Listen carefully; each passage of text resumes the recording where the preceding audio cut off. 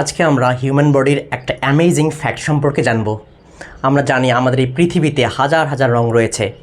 আমাদের ব্রেন সেই রঙগুলোকে কিভাবে শনাক্ত করতে পারে আমরা সে বিষয়ে জানব। যখন আমরা কোনো রং দেখি, সেটা হোক সাদা, কালো, লাল, নীল বা যে কোনো কালার হোক, আমরা যখন কোনো রং দেখি সেটা আমাদের চোখ প্রথমে সে আলোকে ক্যাপচার করে। সেই ক্যাপচারকৃত আলোকে আমাদের চোখের ভিতরে এক ধরনের রিসেপ্টর থাকে যার নাম হচ্ছে ফটোরিসেপ্টর। ফটোরিসেপ্টর সেই ক্যাপচারকৃত আলোকে ছোট ছোট ইলেকট্রিক সিগন্যালে কনভার্ট করে এবং সেই সিগন্যালগুলোকে অপটিক নার্ভের মাধ্যমে আমাদের ব্রেনে পাঠায়। ব্রেন সেই ডেটা ক্যালকুলেট করে বলতে পারে সেটা কোন রং, সাদা বা কালো বা লাল বা নীল, সেটা যাই হোক। আপনি কি বলতে পারবেন আমাদের ব্রেন কতগুলো রঙকে আলাদা আলাদাভাবে শনাক্ত করতে পারে?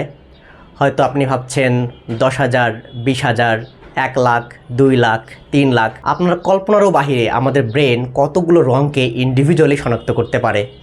আমাদের ব্রেন একসঙ্গে 1 মিলিয়ন অর্থাৎ 10 লাখ রঙকে আলাদা আলাদাভাবে শনাক্ত করতে পারে।